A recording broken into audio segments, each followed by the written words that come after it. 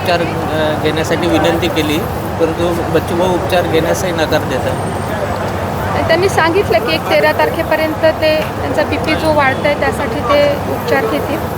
त्यानंतर मग ते काय निर्णय घेतील ते आपल्याला माहिती. एक शेवटचा प्रश्न, बच्चूभाऊंनी सांगितले 14 तारखेपर्यंत आम्ही गांधीगिरीने आंदोलन करू, पण 14 पर्यंत जर सरकारने निर्णय नाही घेतला तर मग आमच्या अंगातही भगतसिंग आहे म्हणून मग आंदोलनाला तीव्र रूप देऊ असं इशारा दिलेला आहे. भगतसिंगांची वाट न पाहता या गांधीगिरीला पाहूनच सरकारनं योग्य निर्णय घ्यावा अशी आपल्या सगळ्यांची विनंती. शेवटचा प्रश्न, पती या ठिकाणी आंदोलन करतोय, आमरण उपोषण करतोय, प्रकृती खालावत चाललेली आहे, पत्नी म्हणून काय वाटतंय, कारण जीव धोक्यात टाकून या ठिकाणी बच्चूभाऊ आंदोलन करतायत?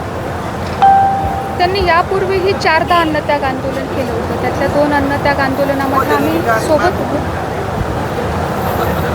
काय आहे की माणसाचा मूळ स्वभाव हा फार बदलत नाही, त्यामुळे या पद्धतीनं या सर्व प्रक्रियेमध्ये व्यवस्थेमध्ये सामोरं जाणं त्यांना आवश्यक वाटतं. तर आपल्या सर्वांच्या शुभेच्छा आहे. सामान्य माणसाचा आशीर्वाद आहे, यातून काहीतरी चांगली फलनिष्पत्ती होईल असा विश्वास आहे. यायच्या रस्त्यावर त्या रेड मॅटिनवर उभे ते बाजूला सरकून उभे राहतो, थोडं मागं सरकून बसून जा. देश विदेशातील प्रत्येक घडामोडींचे लाईव्ह अपडेट मिळवण्यासाठी आता साम टीव्हीच्या सर्व सोशल मीडिया प्लॅटफॉर्मला लाईक, फॉलो आणि सबस्क्राईब करा.